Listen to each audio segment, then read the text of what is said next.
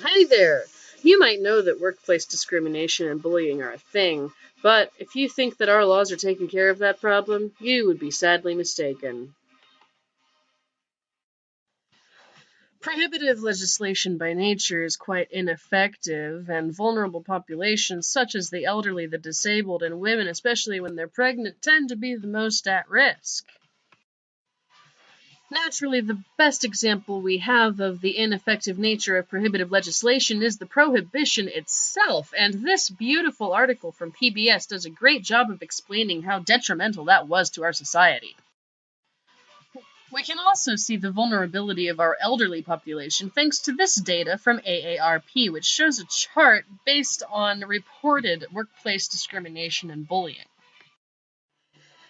AARP's data also shows us that even among the older population, women are still more vulnerable when it comes to discrimination and bullying as they experience it at a higher rate. More data shows that older people are more likely to enter independent contract work than younger people, and it's likely that this is in part caused by employment discrimination experienced by the older population. When compared broadly to other statistics, it would seem that the older population is the less vulnerable of our vulnerable populations, and that our people of color are actually more likely to experience unemployment and underemployment, and even women as well. People of color face more difficulty than white people in finding employment, regardless of their education level.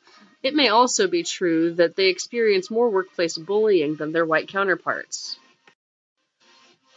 Robert Half conducted a survey about workplace bullying that shows that there's a small population that experience this issue, and those who do deal with it quite well by confronting bullies head on.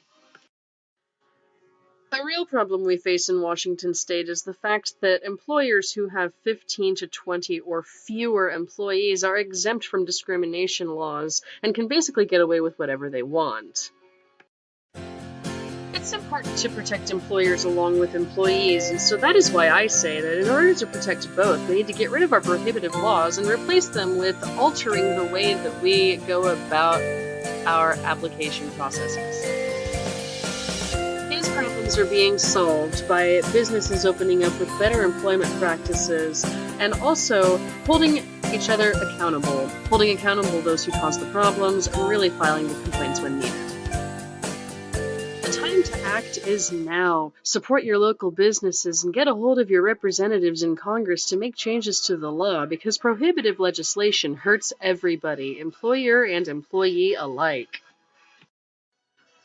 Thank you so much for watching this presentation, and please take a look at the final slide for all of my sources and more information.